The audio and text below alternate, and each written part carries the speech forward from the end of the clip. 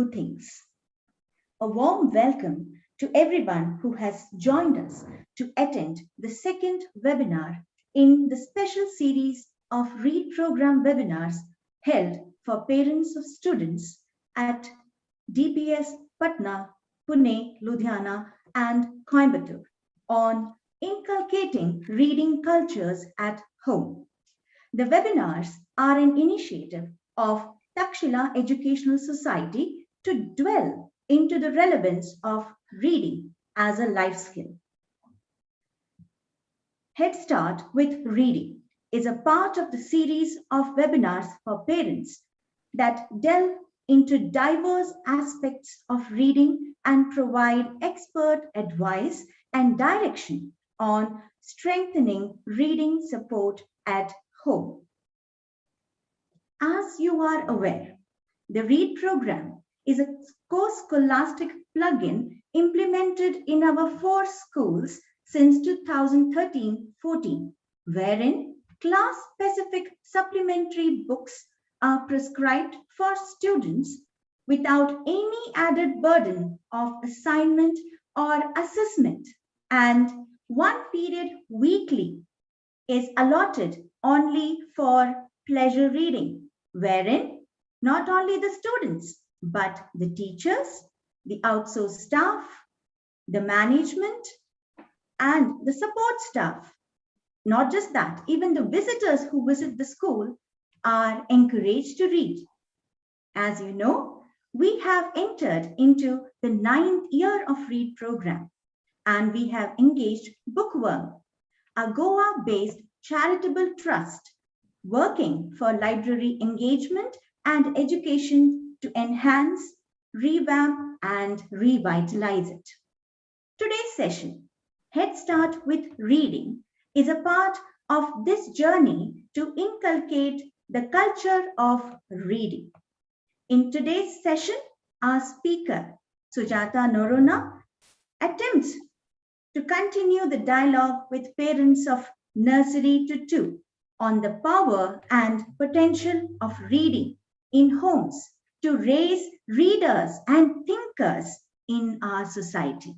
The webinar ponders upon what makes a good collection of reading.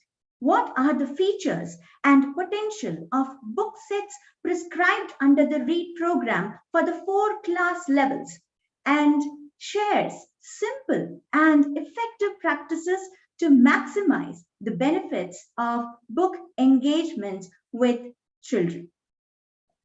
Sujata Noronha is dedicated to the acts of reading, teaching, and learning. She is the founder director of Bookworm, a library-based organization in Goa. She holds master's degree in management and education and MPhil degree in education. Sujata conceptualized the library educators course, a first of its kind professional development course, and executes it in collaboration with Tata Trust Initiative Parag for educators, teachers, and librarians of school-aged children. She is consultant to numerous NGOs and schools in India, as well as to the government of Tibet.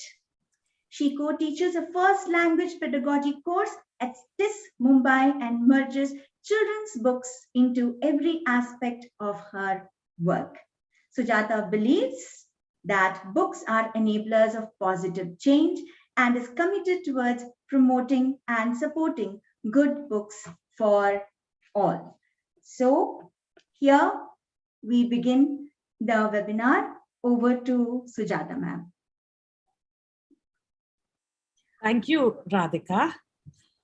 And thank you, Takshila Education Society, for this continued opportunity to talk with parents. But before we even begin, I deeply and dearly want to thank parents who've signed into this webinar. I was thinking I did a webinar last year when the lockdown was a very new experience for us as a culture and society. And it was a very new experience for me to talk to people I had never met. And there was so much of trust and participation that came back in the form of chat and subsequent emails and requests for book recommendations, that I felt welcomed into this community of the Takshila Education Society parents. And that you will return for a second webinar in this series and give time when we're all inundated with screen exposure, lives that don't seem normal on the best of days. And yet our commitment to our children and your commitment to being present for your children and in learning better ways or listening to better ways is so strong. So I deeply want to begin by thanking parents who've signed in. Thank you so much for your time and for being here. It really means so much to know that there is hope for our children as we move forward in a time that really I'm not sure if any of us can predict what the world will be like, but we have to do our best for our children. And with that note, I want to start and draw back on things that we know for sure. And one thing we know for sure from years of being a literate, civilized humanity is that we can understand each other better if we spend time reading or thinking or listening about stories that belong to other people. And today I want to spend the next 45 to 50 minutes just sharing, as Radhika said in the introduction, some ideas about why this book bag and what's in the book bag. So Radhika, could we move to the next slide? So I just share the plan. Yeah, thank you. So what we're going to do today is wonderful. We finished point 1, which was the introduction. And thank you, Takshila Education Society, for that glowing introduction.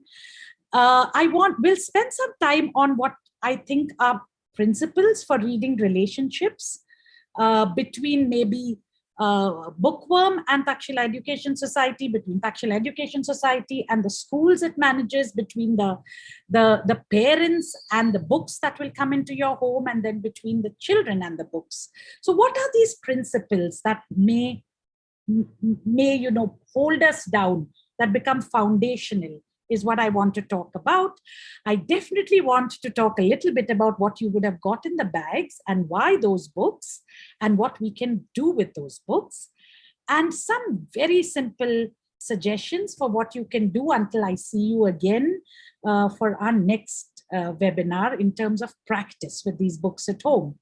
When these book bags were imagined, we didn't think that this would again be a school year that's at home. So I do understand that this time also needs us to invest in our parents. So again, thank you for being here. I want to begin with a story. Radhika, can we move to the next slide? A story that's old, very old. I was reading about it, and there's allegedly 3,000 years of history on this story. It's a story that came to the culture in the form of a song, which I again think is such a beautiful way to remember that we've been an oral culture. We've carried tradition, practices, beliefs, values through talking about them. And which is why webinars like this for me are so important, because we are continuing a tradition of talking together.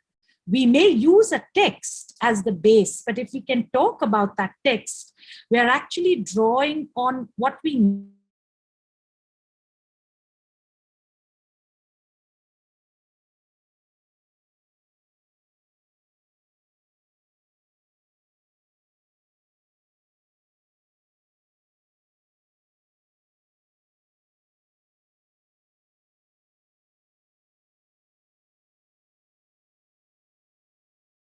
and this story, I am going to tell it to you, but I thought it would be lovely if you can listen to just a minute of the story in the form of how the song is sung. So I'll just play this for just ಮಂಡಲ ಮಧ್ಯದೊಳಗೆ ಬೆರೆಯುತ್ತಿಹ ಕರ್ನಾಟ ದೇಶವಿತ್ತಿರುವ ಕಾಳಿಂಗನೆಂಬ ಕನ್ನಡ ಪರಿಯನೆಂದು ಬೇಳೆನು ಎಳೆಯ ಮಾವಿನ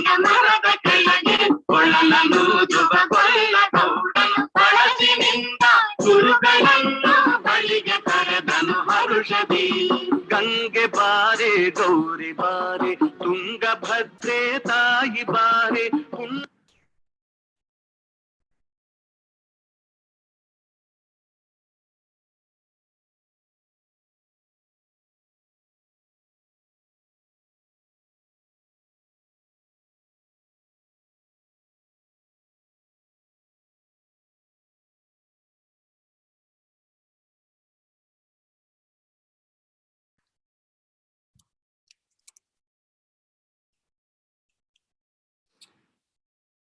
Okay, sorry, for some reason I'm unable to play this song for you. I was cheerfully listening to it, thinking that all of you could hear my song. And it's not my song, it's a Kannada folk song. And if any of you in the audience know the story of Punyakoti, I'm going to ask you to be secret keepers. I'm going to ask you to just hold the story quietly while I introduce it to those of you who may have not heard of this story. The reason I chose this story, I will reveal towards the end of it. So in this story, there is a cow and a tiger. And all of you can imagine how this story is going to unfold. The cow has a name called Punyakoti, and she's a gentle cow who's just delivered a calf. She's a new mother, and she's grazing. And as she's grazing, she's so busy following the fresh, sweet grass, she doesn't realize where she wanders. And suddenly she finds herself face to face with a hungry tiger.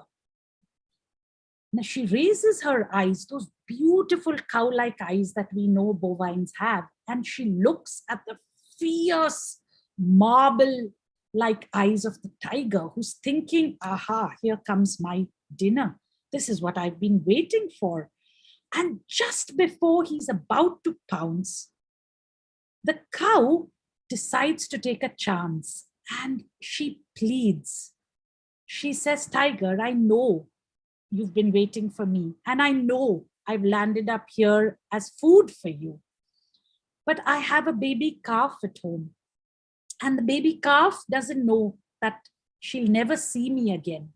So I have one request. And the tiger's thinking, my God, what is the world coming to? I'm listening to a cow make a request of me, king, fierce tiger that I am. And in that time that he's thinking, Punyakoti continues. She is trusting that the tiger is listening to her. And she says, all I want is a chance to go back home, to tell my calf that this is my last meeting with her, and I'll return to you, and then you may eat me. And as you can imagine, the tiger is thinking, what nonsense is this? I mean, who, in their right mind is going to let the food go away so that she can deliver a message to her calf, and then he looks up and he sees deep honesty in this cow. Something, as a tiger, he has never paused to even consider. And he thinks, my gosh, she's genuine. She really wants to go talk to her calf and come back. I have waited for the last 4 days for food. I can wait a few more hours. So he looks at the sun and he tells her, before the sun sets, you have to come back. Otherwise, I'll find you. I'll find your calf. And Punyakoti doesn't wait. She just says, thank you, I'll be back. And she leaves. And she goes as quickly as she can back to the shed where her calf is. And she tells her calf that, today I encountered a tiger. His meal, I've promised to return. And I want you to know that I wanted to come and tell you that I will never come back. And someone will look after you and have a good life, and so on. And Punyakoti trots back. Meanwhile, this tiger sitting in the grass is thinking, oh dear, what have I done, right? I've let this delicious food get away. I trusted this cow, and the sun is beginning to sink low. And just when the tiger's thinking, beating himself up mentally that he's done something so stupid, so foolish, Punyakoti comes back and she gently lays herself down near the tiger and she says, thank you for letting me go. And here I am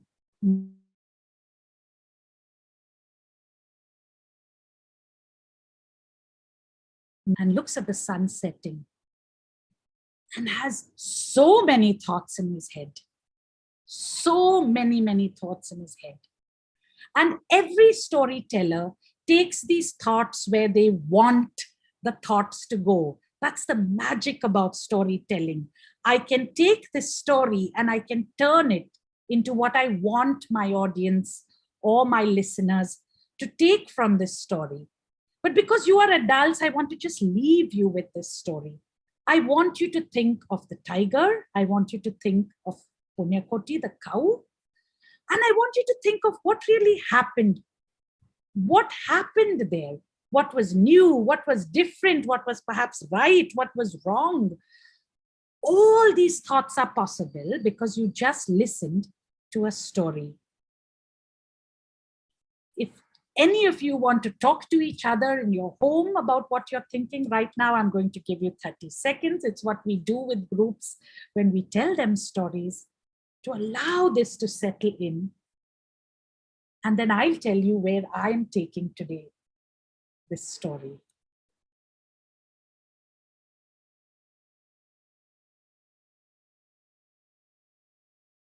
Radhika, can we move to the next slide? For me, this story, every time I am doubting myself, I'm doubting the groups I'm working with, I'm doubting the books I'm reading, I'm doubting the ideas that come to me, I draw back on this idea of what it is to trust myself in thinking, trust the sources that are coming to me, trust the content that is being produced, and not without questioning. Trust is never without questioning.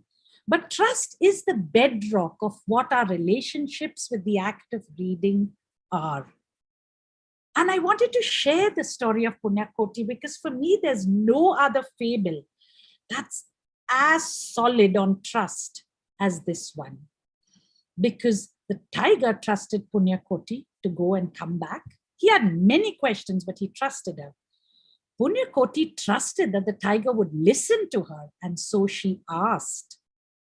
Her calf, perhaps, trusted that would never see Punyakoti again, and this is what life is, and surrendered to it. And then Punyakoti honored everything by going back to the tiger. And in some stories, the tiger lets Punyakoti go. In some stories, the tiger rues that he even doubted Punyakoti and questioned what kind of a creature he was. And in some stories, the tiger actually pounces on Punyakoti. So there are different versions of where the story goes, but the idea of this is all embedded in the act of trust. And reading relationships really are founded on this core principle of trust. I hope you can ask me questions about it as we move toward the question and answer. But if we go forward to just remind ourselves about 3 more principles about this reading relationship. Radhika? Thank you. Critical, and something I spoke about at the last webinar, is modeling. Modeling in terms of doing our behaviors, particularly with all our young children. Without us knowing it, we are demonstrating what is important in our homes. So when we spend even some time reading, telling stories, sharing, listening, we are demonstrating to our families that these are important activities. When we spend a lot of time doing something else and then instructing our children to do something that we are not doing, we're also modeling that there are different behaviors for different folks. And sometimes children don't really respect that. They like to see, because we learn about the world from observation, from perception, from not just listening to instructions. So modeling is important. And I hope in all your homes there are books visible, especially now that the bags have reached your house. The second point, which today I'm hoping we spend time on, is how do we have access and variety? What is this idea of choice of books? Who decides who reads what?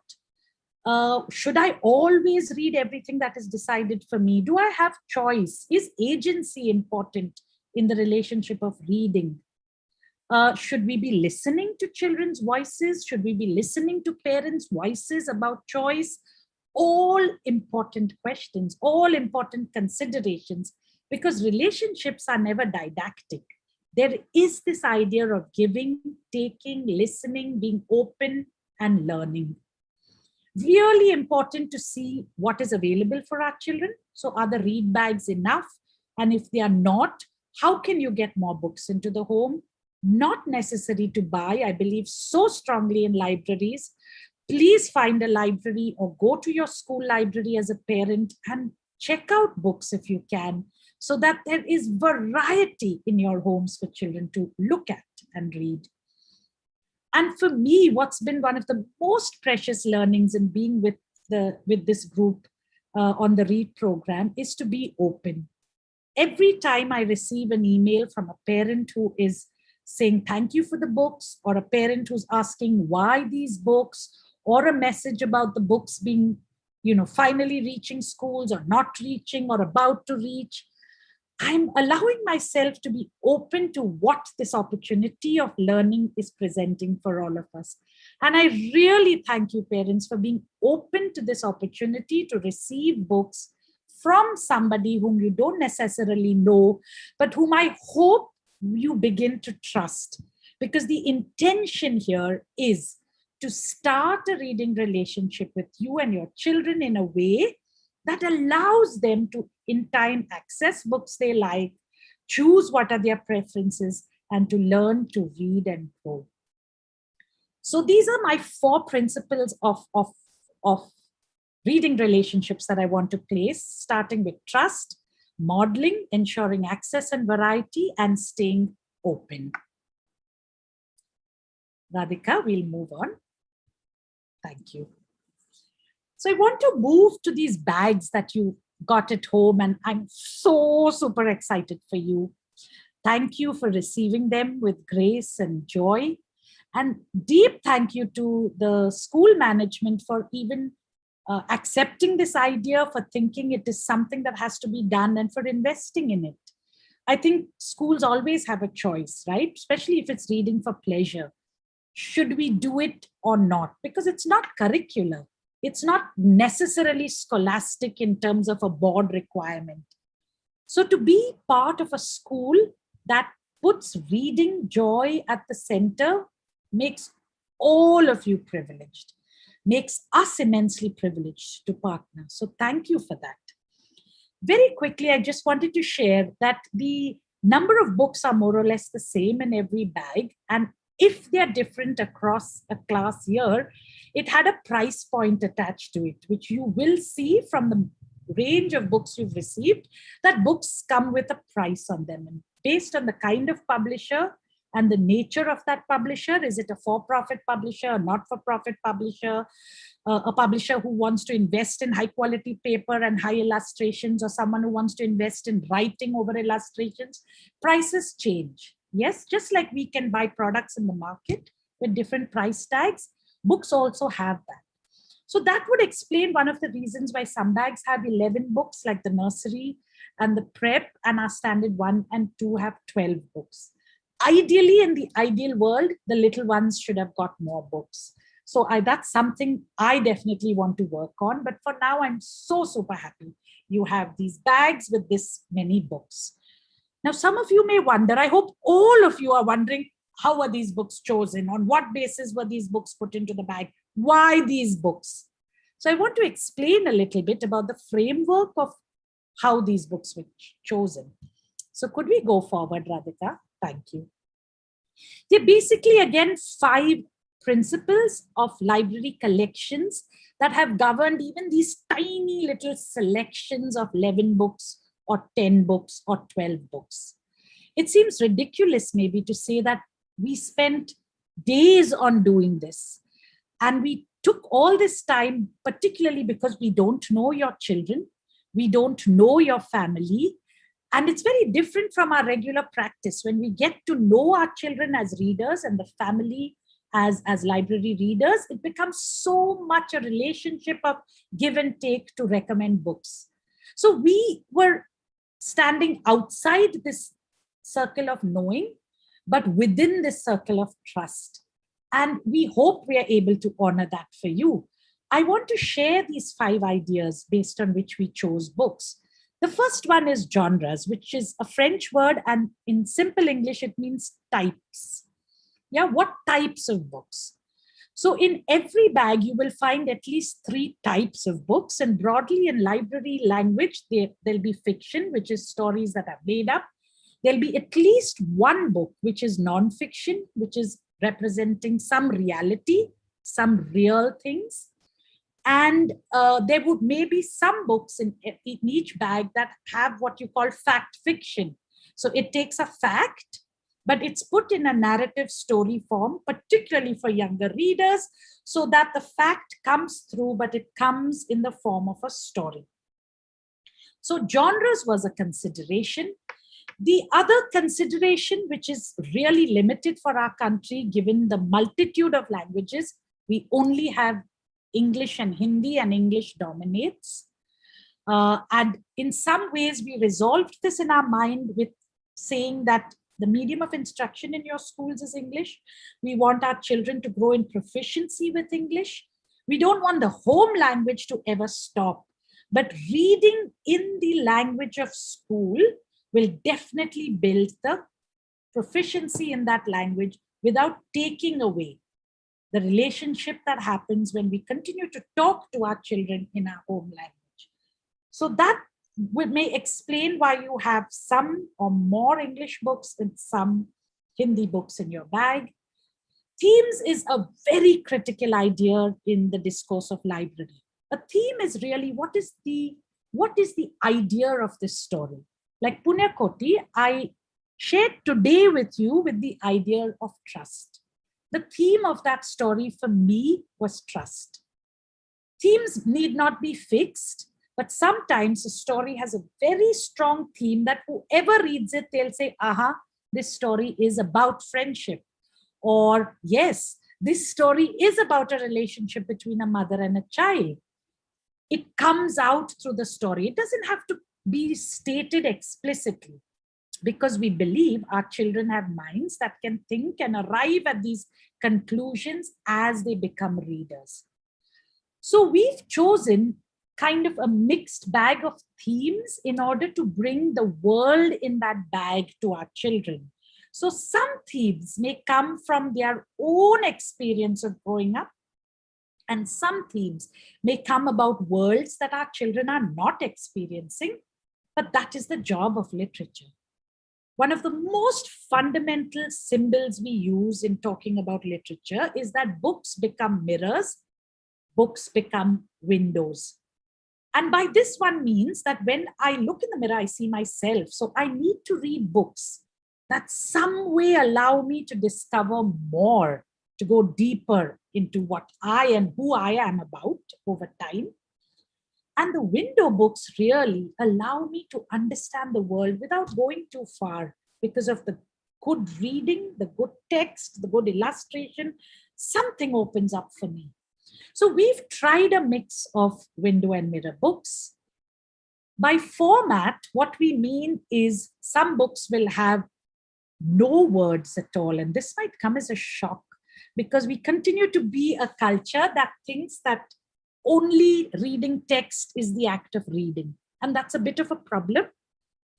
In fact, I think this particular, technological revolution that we're all experiencing, because applications are now on our phones, we have to use them so rapidly. We're learning how fast we're moving to a visual world, how many icons we're beginning to read, how many symbols we're beginning to read, and how each one stands for something. Visual language is actually a very powerful tool of the mind that's almost automatic. We rarely have to teach visual language. It seems to be something over generations of our own genetic growth, we are able to read these signs and symbols. It's not easy to read words, right? And to start reading a language. But pictures are organically read and understood. And so wordless books are a very powerful tool, both across language divides as well as to stimulate language, because you look at the picture and you talk about it. So wordless books are in these bags, especially for nursery, prep, and standard 1. And that's what we mean by format. The format of the book, there'll be wordless, there'll be books that are called picture books, which is where you have to look at the picture and the text together. If you read only the text, you're not getting the full story. The two go together. And then there are illustrated books, which is you can only read the story and you still get it. The pictures are just illustrating. They're just highlighting certain parts of the story. So these are formats that without any explicit teaching, children are getting exposed to. And the last, and for Bookworm, it's a critical area of discourse, is representation. Who is in the book and whose world is being represented in the book. And this coheres very closely with the idea of windows and mirrors. So many of us, especially my generation who read in English, we grew up with books that did not represent our world. We grew up reading texts in English and stories in English that represented somebody else's world, but that were brought to us. And what reading research shows us is that actually my comprehension is much stronger when I read first about what I know. And what I know will be what I can recognize, what is representative of me. So that's one. The other is to keep in mind that reading is meant to open the world for our children. So what better way to introduce things that are happening in the world that we want our children to know, because we believe our children will grow up into this world, than through the act of stories. It's why stories like Punyakoti have survived so many thousands of years. You can actually take that story to explain so many concepts. I think so many hard things in the world can also be explained from a folk story like that. So trust that when we've chosen books with certain representation, there is an intention. It's not accidental. And if you have questions about that intention, it is our joy and our privilege to answer that for you. So these are the 5 principles of selection from library work of why you got these books. In addition to this, if we go forward, Radhika, please. In addition to this, we've also looked at the development needs of children of this particular age group who are nursery to standard 2. And I'm just going to illustrate this with just, highlighting some aspects of what I mean by development, because we all know that a 2-year-old child and a 3-year-old child in general is very different. Now, how are they different? Not just physically different, but we know that by the time a child is maybe between 3 and 4, they are able to actually sit down for a longer time on some task.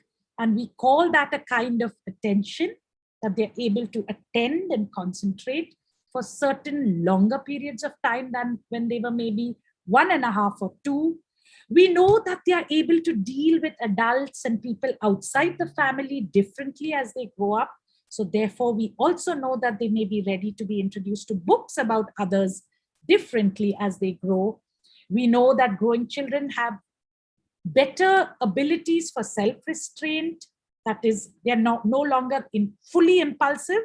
If you say, just wait, I'll finish doing this job and I'll come and help you. A 4-year-old is able to wait, but a 2-year-old may not be able to wait. Not because they are zid or naughty, but because their ability to function with restraint has not yet developed to that extent. And as we grow older, we are able to restrain ourselves for much longer periods of time. I think the lockdown and standing in queues has given all of us that ability for self-restraint. We're all able to wait patiently until our turn comes. So it's behavioristic, but it's also developmental. And so we know this changes, right, from between 3, 4, 5, and 6.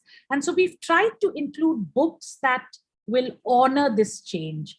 So if Radhika will go forward, I'll just give you examples of this. So for parents of nursery and prep, I hope some of these book covers are familiar now to you. Some ideas that have influenced your bags in terms of development needs is that we know that a 3-year-old or a 3.5-year-old is now able to look at an image of a mango and know that it's a mango, look at a balan and know, that's what we use to make rotis. So they're able to see a picture on paper and connect it with the real thing. They're able to look more closely at smaller details and illustrations. They're definitely able to string ideas together, which is what happens on the first page. I can now hold that thought to see what happens on the next page and the next page. Growing children are suddenly able to describe from just one word and 2 words. They are able to say that something is big or small or fast or slow or up or down. So there is description coming into language. There's definitely the start of what we call concepts, which is some of which I mentioned, like up and down, big, fat, light, heavy. All this gets covered in your scholastic curriculum. All this is also thought about in your book bags. You'll find resonance of it in these stories. They are growing in attention. Their ability to turn pages is also becoming stronger. So we can find very young children at the age of 3 who can sit with a book in their lap and turn 1 page at a time. Whereas much younger children may just flip the book forward and backward, not necessarily 1 page at a time because their motor grip is still developing. Sequencing is the idea of keeping an idea in order in your mind so that you can link it up. You know, stories are sequential. The story makes sense because I remembered what happened in the beginning, what happens in the middle, and what happens in the end. That ability to sequence makes storybooks important in the development needs of a child. And of course, that they are, immersed in pretend play. Give a 3-year-old a stick and it can become so many things.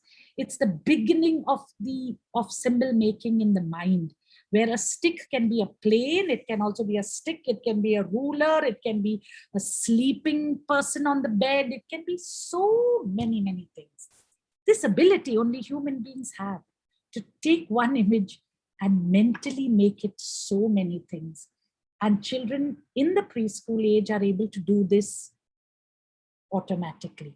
So these stories are meant to harness these needs of children. And for parents of standard 1 and 2, again, I hope some of these book covers are familiar. Besides everything that we just spoke about, perspective, beginning to understand perspective is now coming in. And what does one mean? Is that you may not agree with the tiger in the Punyakoti story. You may think the tiger was a fool. And yet you're able to listen to what the tiger did. You're able to say, yeah, but he made that choice. I think he was wrong, but he made that choice. At a younger age, understanding another person's point of view is not easy. It's developmentally not possible. And so we need to harness it when we know it's happening. And books like this, where a home of our own, especially for all our children who come from really precious, safe, secure homes, to read a story maybe about children in play who make their own home might seem strange, but it allows for perspective. It allows for them to think this is possible. This also exists in the world. And that's so important for us to grow as better human beings. The beginning of alphabetic code and symbols is growing stronger, right? So our children are beginning now to read on their own. And that will get reinforced in books like this. Of course, opening the world, the idea of the windows. Beginning to see different styles of illustration. Actually, that's a really joyful exercise, that you open a book and look at how the artist has done those pictures, open another book and say, what's different? What's same? How does this visual language make sense? What are they doing here? Opens another world of art and imagery for our children.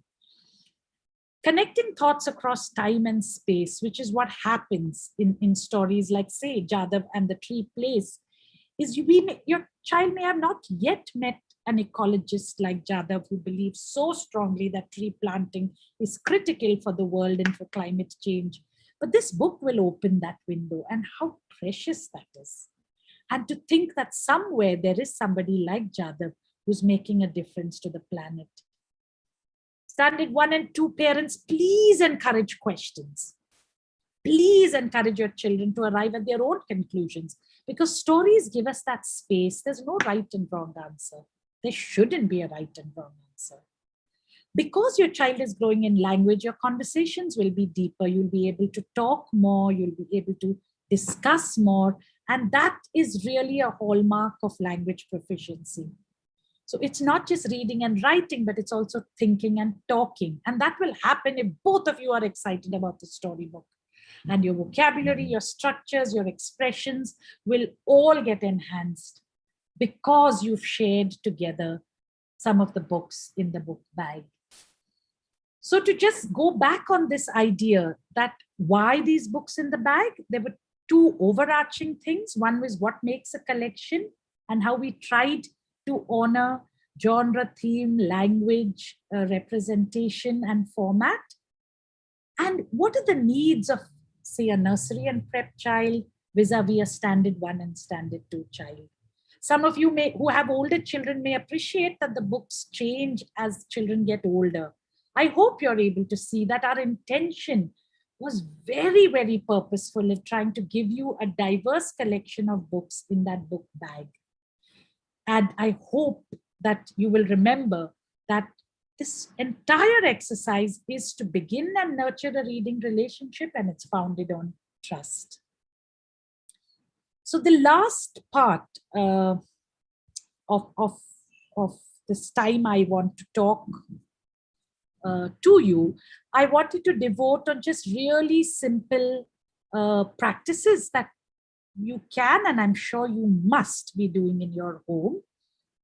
And so we'll just move. Oh, sorry. Before that, I wanted to share something with you. Yeah. Oh, thank you. Yes, findings. Sorry. Thank you, Radhika. I forgot this. So we've been trying to understand really how have children been reading a lot in the lockdown, and what have they been reading? How do children get access to books?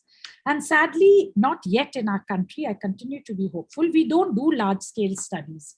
We don't do enough of research to document reading for pleasure. So we have to rely on countries like America that invest in reading research. And it could be for many reasons. The findings that I'm sharing now with you come from a group called Renaissance that run a huge program across public schools in the United States, which is called Accelerated Reader. It's a very big state-funded program that states all subscribe to, that documents what children are reading, how many words they're reading, how fast they're reading, and what types of books they're reading. And this study showed us, they had in school for 1920, and then they documented in homes across 50 states for 2021.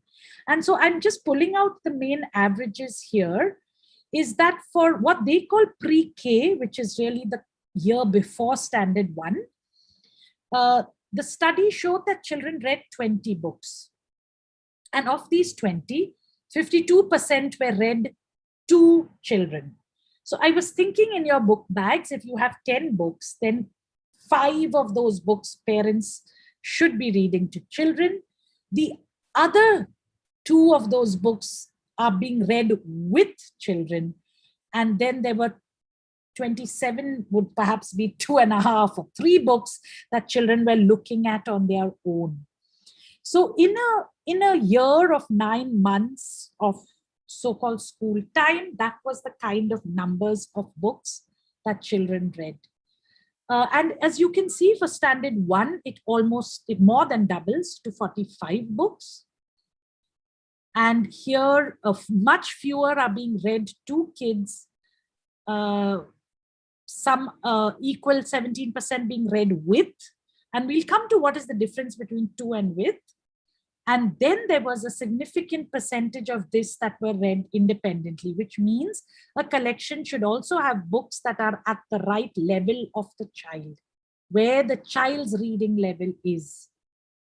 And we found in our own work that if you put too difficult books in the box or in the selection, actually children get withdrawn from the act of reading. So I've always felt it is a very sensitive relationship to put books which are exactly where the child is, and maybe even some that are in the beginning slightly easy, so that their confidence with reading builds up. After perhaps grade 3, we can begin to challenge. But if you challenge too early, I have experienced that children actually just decide, mujhe nahi padhna hai, and they stop this relationship with books. So it is sensitive, and you know your child best, and trust. I think if you keep that in mind, you will not make a single error. Standard 2 read about 61 books in the school year, and again, fewer were read to children. A very small percentage was read with, which is called paired reading or shared reading. And a significant percentage was read independently by children. So we also know then that children's independent reading skill is growing through this finding. Radhika, we'll move on. There's some snapshots from the study itself. What I was interested in also were the top topics that children were reading, and we can also see the numbers that were surveyed. So, for kindergarten, it was like 1,57,000 children. For grade 1, 7,35,000 children. And yeah, for grade 2, it was 10 lakh children who this study is based on, which makes me think we need to look at what it found. What was lovely was even the population didn't belong to one kind of socioeconomic group. It was across socioeconomic groups. It was also across languages. And the findings also show us which were the top books in Spanish, which were the top books in English, and which were the top books in some other languages, including Arabic. So very interesting and very important, I think, for us to know and to trust again, that these ideas are not coming just from the air. These ideas that please read to your children, please ensure that your children have access to books are coming because we know from reading research that this is critical time period. And the fact that our children are not in schools and are not being surrounded by the amount of text that would have happened in schools makes me feel that home reading has to be much stronger this year than it was last year. So I hope some of this helps you. Radhika, we'll move forward. Yeah. So in this very last short segment, I want to just share some ideas of what you can do with books in the home. And I'm sorry if I'm being presumptuous. As I said at the beginning, I really wish I knew more of you, but I don't know you and I don't know what you're doing. So I'm just throwing ideas, and if they make sense, catch them. If they don't, let them go. So this idea of reading with is that a child and an adult sit together with a book and read. Now, for many working parents, this must be really hard. So I've been asking people who even come into the library or who consult with us, don't hesitate to ask an older child, to ask a friend, to ask a neighbor, because this becomes a joyful experience for both. To ask a grandparent, oh, they love it. To read to the child and to read with the child. So with them too, one is where we are reading in a way that the child is also contributing to the text. So you say, okay, so what is happening here? And what do you think is happening in this picture? Or if your child already has some reading proficiency, then the child reads one sentence, you read the next, or the child reads every time the child hesitates, you supply the word. These are acts of reading with. And reading to is one person is the voice and one person is the listener. The most intimate relationships of reading happen with reading to, because I have observed many adults turn into some kind of pseudo teacher when they are reading with. So don't complicate life. If it's simpler for you, just read to. One book a day, one story a day. The benefits are phenomenal. And don't hesitate to ask for help. I wish I lived near some of you. I would love to read to your children. And like me, there'll be many volunteers who will be happy to read. So please ask. Some other ideas for activating interest. We'll go forward. Yes. Three big ones for me have been in the course of our experience: choice, the kind of stance we do, and the temporal nature, the regularity of our acts of reading. And I've said this before, and like this old record, I'm going to say it again. Choice is interesting, actually. One is we've chosen now for you. So in some ways, we've taken away your agency to go to a bookstore and buy those 10 books for your child. But I'll remind you that we are doing it with the best intention. There is knowledge and domain expertise, and there is trust. Now that we've chosen, there are 10 books. Who decides which book to read first, when, again, how many times?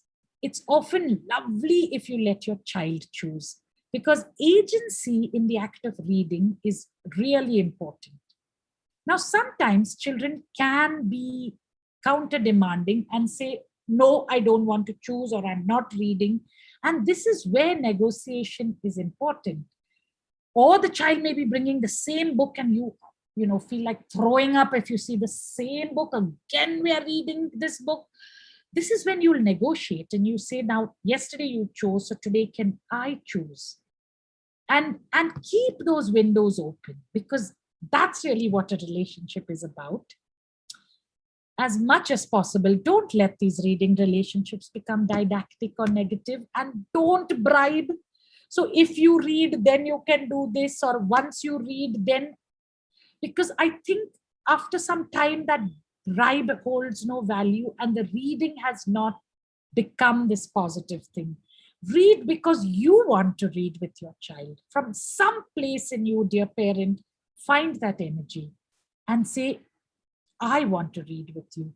That positivity is something your child will pick up about the act of reading. And like all good habits or bad habits, the temporal nature, right? The time, how often you do it, how regular you do it, how ritualistically you do it, actually makes something part of our practice, our traditions, and our culture.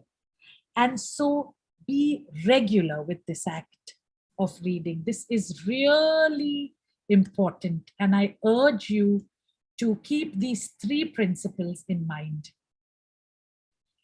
I wanted to then move on to this idea of what you can do, some questions you can ask when you have books with you.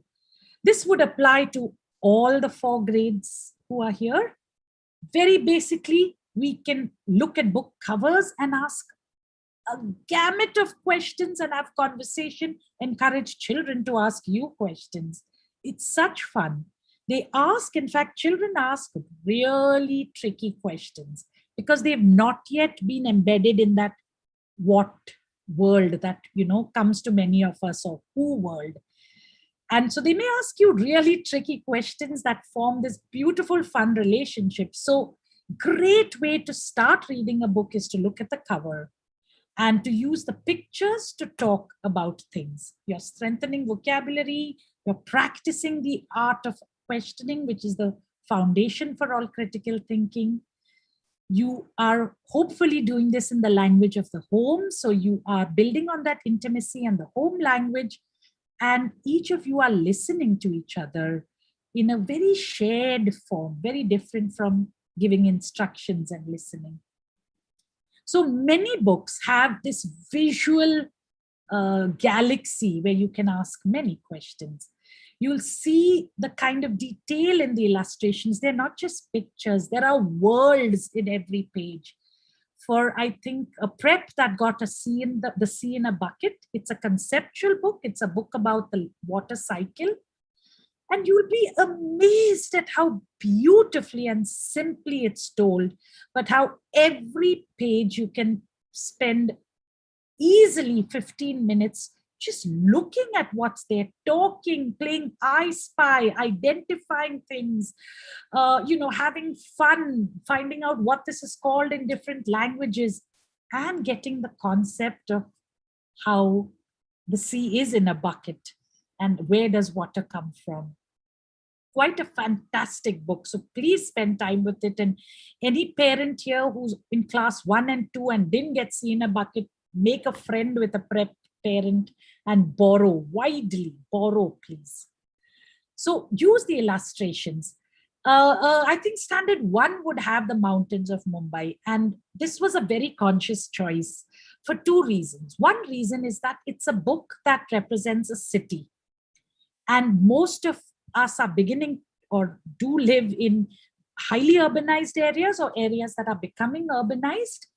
But many of our children actually don't know what the world was like before buildings, before roads, before bridges, before all that concretization. But many of us adults may know because of experiences in our childhood or visits to what we call native homes, or trips into holiday trips into quieter places.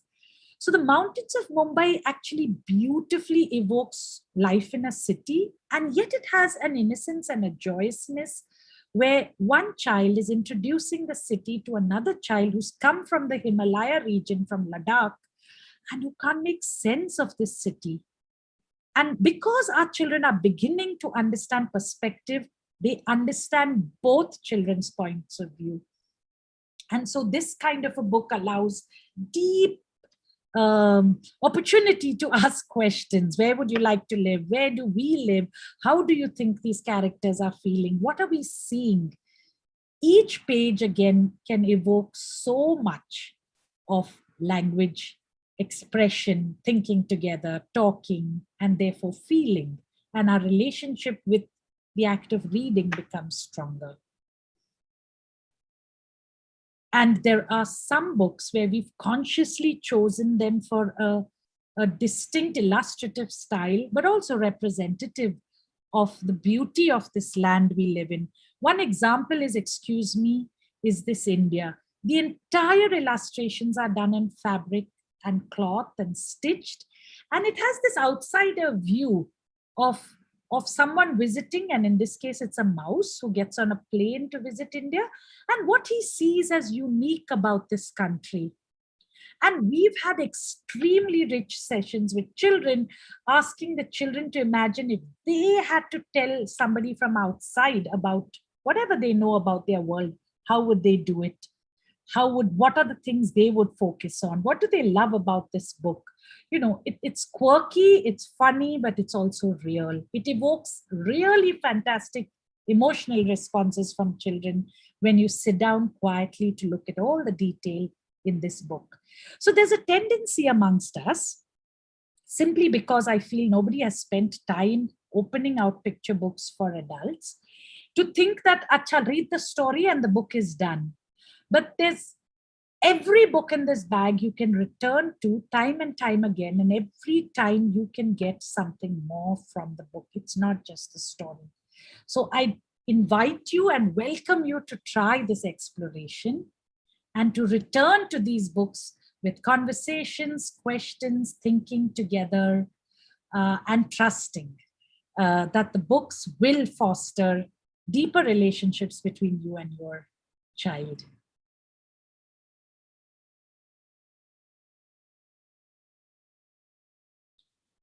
I thank you for this gracious and gentle listening. We will spend the next 25 or so minutes on questions and answers. If anyone ever wants to directly talk with me, my email is on the screen, or you could write to Shraddha or your principal, and the mail will get to me eventually. It's been an honor and a privilege to share these ideas with you this evening, and I look forward to the question and answers. Thank you.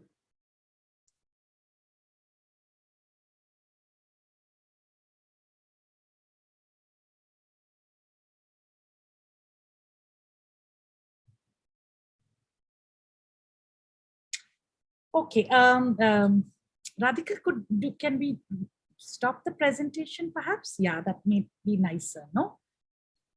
So let me take the first question, which is, I think, a fundamental question. It is, when you talk about foundations of reading, what are the components that make this foundation? Such a good question. I wish I could see you, because if I just ask the question back, you would know intuitively a number of the foundations, right? So definitely the most obvious one is that because reading is about decoding, right? There is a code. It may be a picture code or an alphabetic code. That code has to be decoded, right? So knowing the symbol and the code and having the proficiency to decode it is a critical thing, which is why we spend so much of time, particularly in preschool and grade 1, working on the sound symbols, working on the rules of the alphabetic system, because the code is important. With the code, comprehension is important, which is the language in which this code is. So if your child comes, for example, from a non-English speaking home and is learning the code in English, then at the same time, we want this child to also be able to listen to some English, and stories play this critical role to maybe at times even talk to somebody when it's possible in English, or be absorbed a little bit in an English speaking world, because that's how we acquire language meaningfully in a context, not decontextualized, right? So it would be learning the code as the one critical foundation, comprehension as the other critical foundation. Very important, whichever parent asked me this, is actually something we take for granted, and that is motivation. Why do I have to do this? So brain science has shown that when we are fired up in our minds, right, when our motivation centers are excited, certain chemicals get released in our brain that allows us to process and function at a particular way. And children who know why they are reading or what they are reading or enjoy reading with somebody actually are better placed to get these proficiencies. And this is where this relationship with reading is critical. It should be intimate, it should be warm, it should be with someone who loves you. This has been found to be important. Reading at home has been found to be a critical indicator of a child's proficiency to read. Children who are read to at home, who are surrounded by books, unfortunately, for those who are not, I'm saying it, have shown on test scores to be better readers than those who do not come from literate reading homes. So this is our clue to turn our homes into reading joyful spaces. I'm trying to think what else for this young age would be critical. So I've done motivation, language comprehension, the code, the relationship. I think that basically it would be this. If we can keep these 4 things in mind, I think these would make the foundations. You could break it up further into vocabulary and things like that. But I think for now, for this milieu, I'd like to rest that answer here. But it's a very good question. Thank you for asking.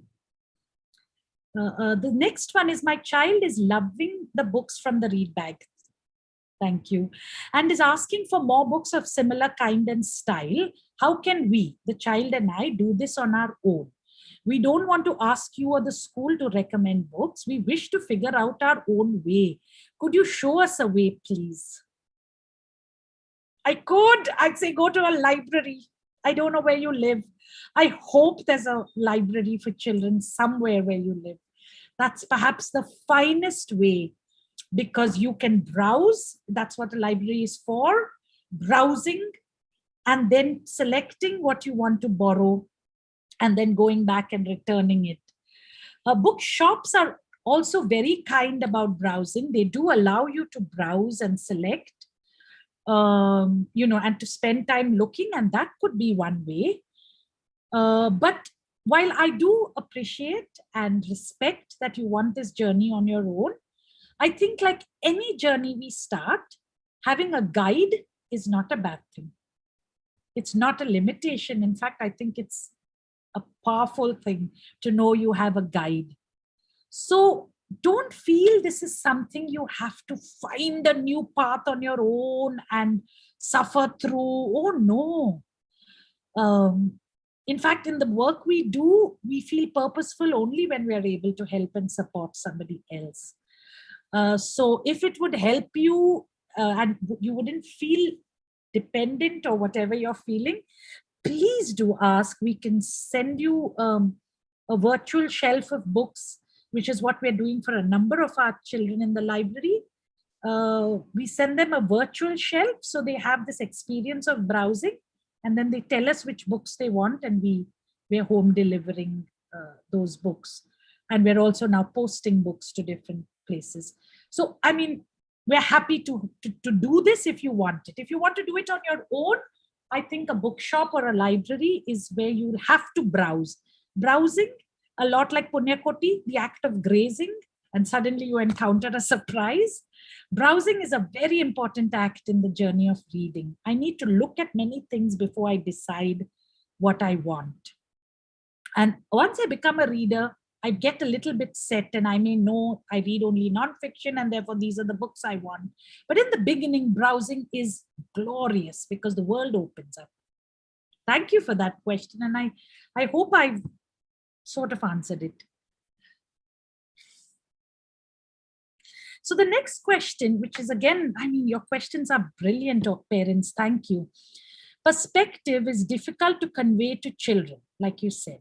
What is a good way to explain to kids about people who are homeless, children who have lost a mom? These are tough topics to tackle. Very tough. Very tough, and also for some of us might also seem out of the scope of right now the way we want to imagine our children's childhood. So I'm just going to take a minute to talk a little bit about this idea of childhood. For many years, actually in the 1800s and 1900s, there was no conception of childhood as a category. You were born, and when you could do things, you began to do things, and then you just grew up. And when certain organs could function in certain ways, certain things happened. And very early industrial revolution did not actually segregate childhood from adulthood.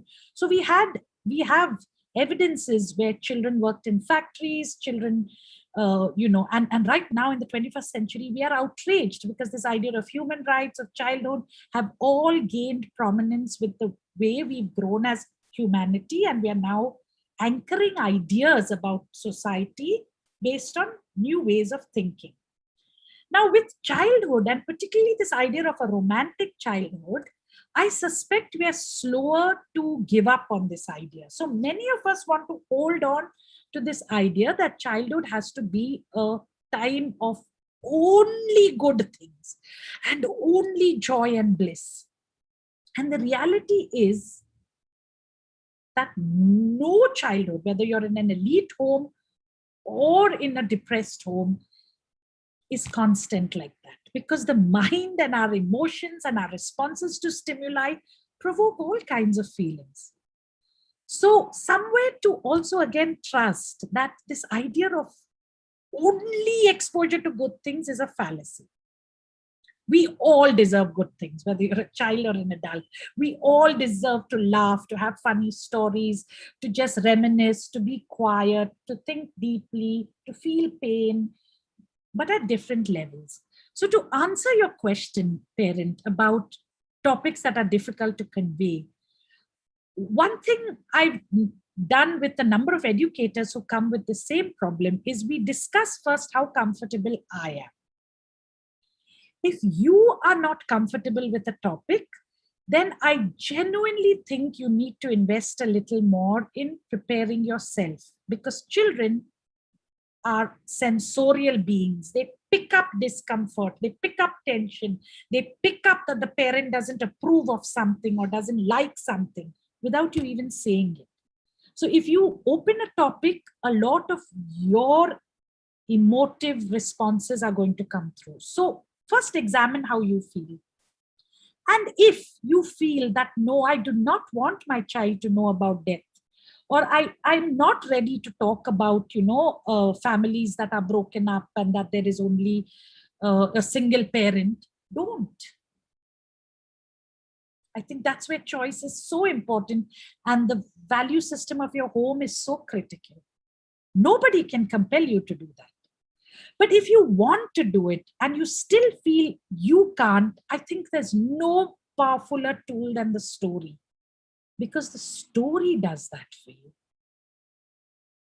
So I feel that what the story does is it provides us with this cushion between me and the recipient. I mediate the difficult topic through the story. And then I can discuss it in the simplest way. So many children I have met who have encountered difficult books, they close that book when it's done, or they return it, they don't want to talk about it. And we must respect this, because even as adults, not all of us are able to talk about what happens or what we experience immediately. Everything has a gestation. Let it be, but be present so your child knows that you can talk about it. And one very simple way I have found that helps when something's difficult is to talk about it from your point of view, not trying to second guess the child. So, I didn't like this book because it is a sad book. And I didn't like this book because somebody dies in it. And I really don't like this idea of stories where people die. I think children trust us, Sadly, we forget to just constantly give that back. They'll love this conversation with you. And I hope this helps. So very simply, think of your own feelings about this. See how you can prepare yourself. Find a book that does it, and does it in a way that's not upsetting to anybody, and share your own feelings without putting pressure on the reader. But the question you ask is actually a fundamental question for us in work with books, is that books, we look at them as objects or artifacts that will make us better human beings. And for us to become these better human beings, all our centers of humanness have to be activated in our lifetime. Not just thinking centers and doing centers and becoming better managers and more efficient timekeepers, but also better human beings. And I can become a better human being when I can understand that there are experiences that other people have that I may not have, but I can understand with reading their stories how maybe the world is for them. So I really hope you embark on this journey, because the question's beautiful.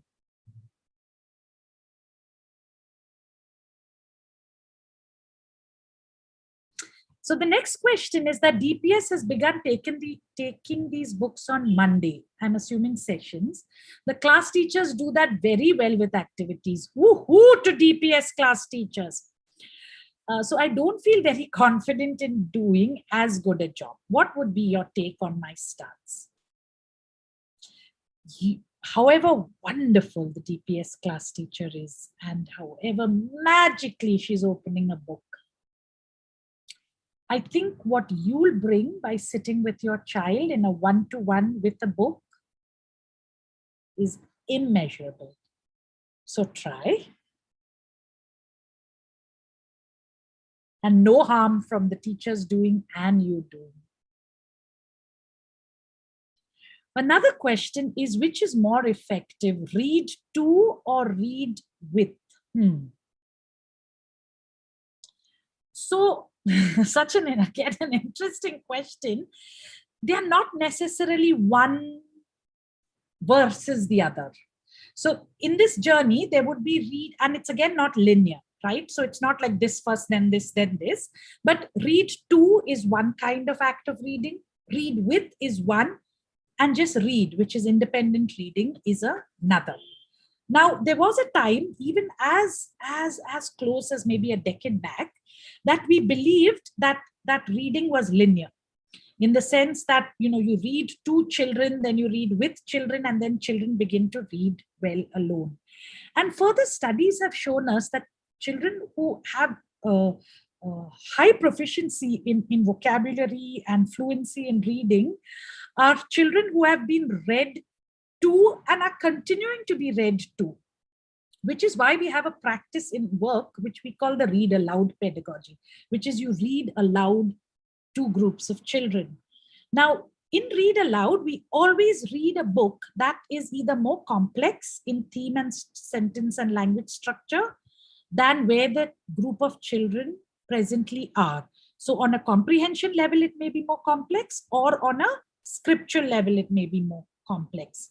But we are reading it out so that that vocabulary, that syntax, that way of writing, and that story, and those ideas are falling onto the child, and then they are able to talk and think too. So there is no which is more effective. Actually, what is wonderful is your child will actually tell you when they've had enough of with or to. I've encountered children who say, now I want to read by myself. Or children who will come back now to the library, even as 13, 14-year-olds, and they'll say, when are you reading aloud? I want to sit in the group. Adults I've met who say, please, will you just read aloud to us? So it's a very human and a very perhaps personal thing, but it should first start as a practice. Everybody should have that opportunity to be read to, read with, and to read. After that, each one may decide.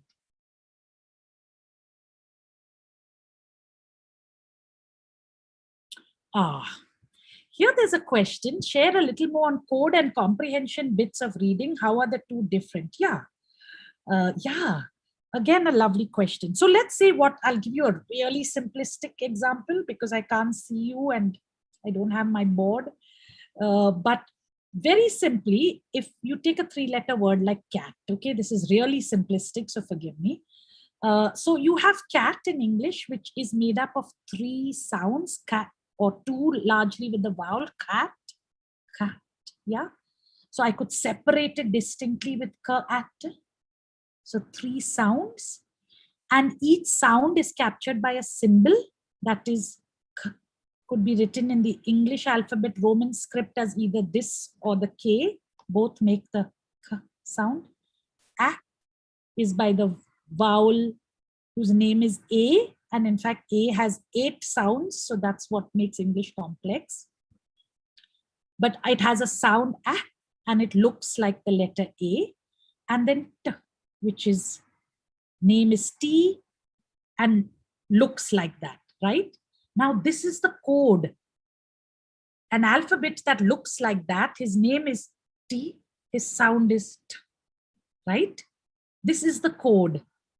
And to say, read the word cat, this child has to discriminate or identify 3 shapes, that's C, A, and T, elicit in their mind 3 sounds, 1 for each in a sequence, and blend them together to make this sound cat.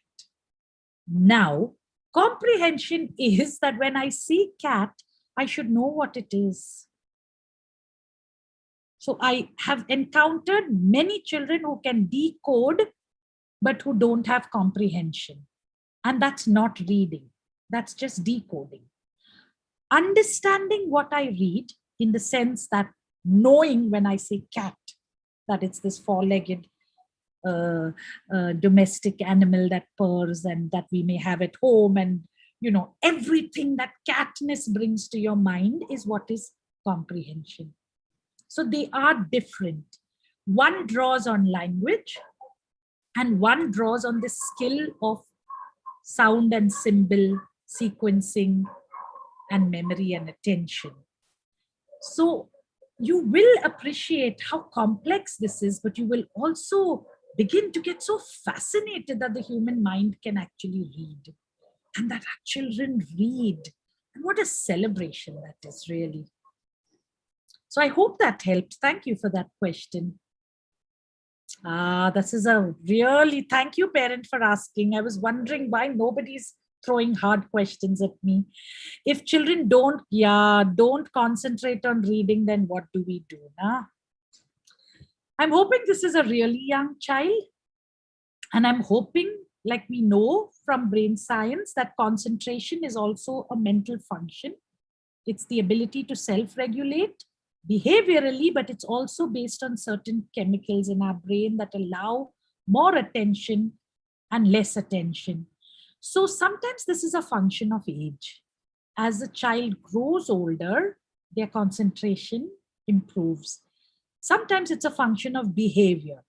So that fact that our children are not in schools and they are not therefore being taught to regulate attention in periodic fashion that school timetables give us, they're at home with more flexibility, may also be impeding concentration. So it's really for you to either wait and watch, or to actually trust yourself in saying whether this is something you want to start being worried about or not. But for a reading relationship and concentration to go together, I think you have to be a bit ziddy, in the sense that even if it is concentrate on one page and both of you look at it together, or even start with 15 seconds of looking at a book cover, shouting out one thing that you like from this cover and then running away, and doing this with discipline in different ways every day, you'll build concentration. So I think for you, parent, I'm sending you strength so that you don't give up.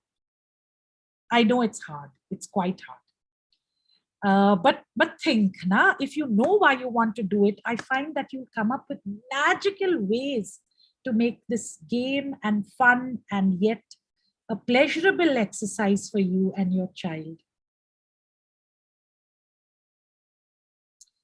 Sorry if that wasn't super helpful, but at this point, that's all I could share. Voice modulation, what role does that play in reading together with kids?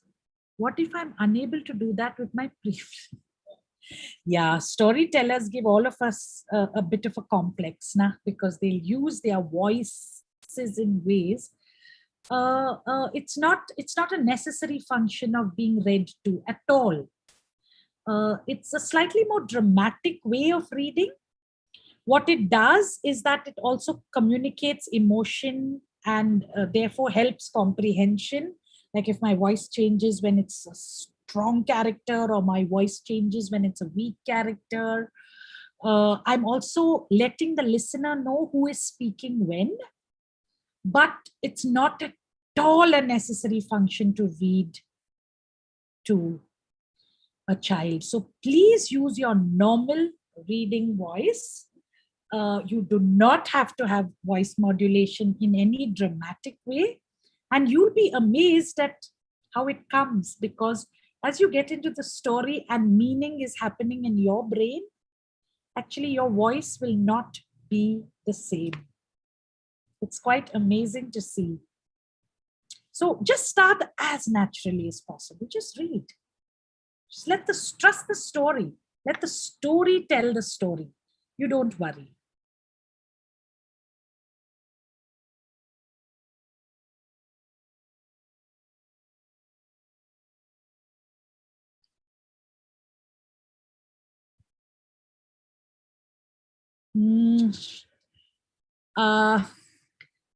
Sorry, I'm a bit confused about this. Does the young man in the audience from class 7 want to ask me something? It would be my joy, my absolute joy. What can we talk about? What would he like to ask me?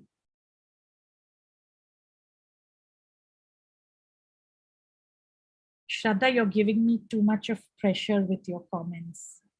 What about props for reading and puppets? They, of course, help for storytelling. But for storybook reading, the book is the prop and the illustrations are the props. So we actually trust the creator of the book to hold that story up. But maybe if you have a larger group of children, or you are just telling a story, you may want to have a prop. That's really, again, what is your intention? What are you doing? So storytelling is slightly different from story reading. And today we were really focusing on how the books can become artifacts in our home in order to encourage reading relationships. So props definitely help when you are telling stories. Yeah.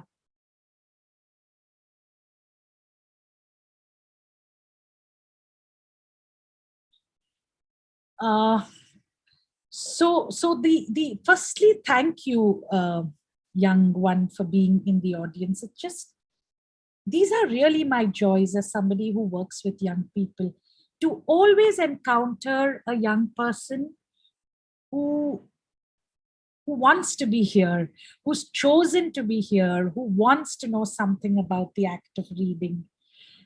So thank you for being here. I hope you're enjoying your read bag. From the top of my head, I cannot immediately remember what went into the class 7 bag. But the fact that you're here makes me think that you are interested in reading. And the fact that you are interested in reading makes me feel confident to say, like the old fortune tellers of the past, that only good things will happen to you. Because when you read, and when you read deeply, suddenly everyday problems can also find their answers in the act of reading. Everyday joys find their answers in the act of reading. And we just become, I think, more able to be in this world, which is getting more and more complex. So I wish you a big, big reading hug. And thank you for being on this parent webinar with me. I'm so honored. I hope we meet at some point. Ooh, that's a tough question. The parent who asked, this is a series of webinars. What all do you have in store for us in future sessions? So dear parent, one thing I really desired is for you to show me the way forward. What do you want to know? We are limited by this format, but I think I can also be challenged by the format. So if I know what you want, I can actually really push myself to design what the future webinar will have. That is what you want. Today, I had some clarity that I wanted to open this book bag for you. I don't know yet what to do for the future. I just know that this is a relationship even with you, and it's 1 and 2 meetings is not enough. So unfortunately, I'm in your life for this academic year. So you tell me, please tell me, what would you like? What are you thinking about? What would you want? And I'll do my best.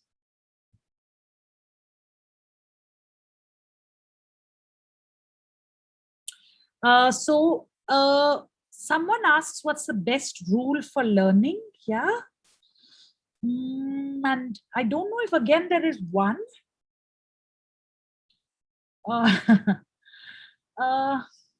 Let's, I mean, it seems slightly philosophical, but I think intention is a critical thing even from living. Yeah, why am I doing what I'm doing? I think when young children, and definitely young adults, know why they are doing what they are doing, I have seen how engaged they can be in learning. So I've always felt that if we can also trust our children by telling them why they are doing what they are doing, their intentionality to do something changes. And when intention changes, I think learning becomes enriched. Of course, we have models of so-called good learning, which maybe were forced or were didactic, or there was a pressure and therefore you learned. These are proven and true. Are they the best? I don't know. So if you have the privilege of intention, of sharing, and of knowing why you are learning what you're learning, I think that kind of learning is incredibly powerful. But it may not be the only. So this idea of the best kind of frightens me. So we are about to close, and I deeply again go back to my thanks, parents, for trusting me, for being with me on this journey, and for giving of your time in this larger, complex time that we're all living in. I hope all of you return to the book bag this evening and read one book, even alone or even as a couple. with or without your child, as a start of your own reading relationship, and then with your child is something you do every day. My commitment to you is as strong as ever. I'm available for any conversations, messages, calls, if they're hard or soft. I want to know that, I want you to know that I trust that when you raise things with me, you're also looking for answers. So thank you and have a wonderful evening.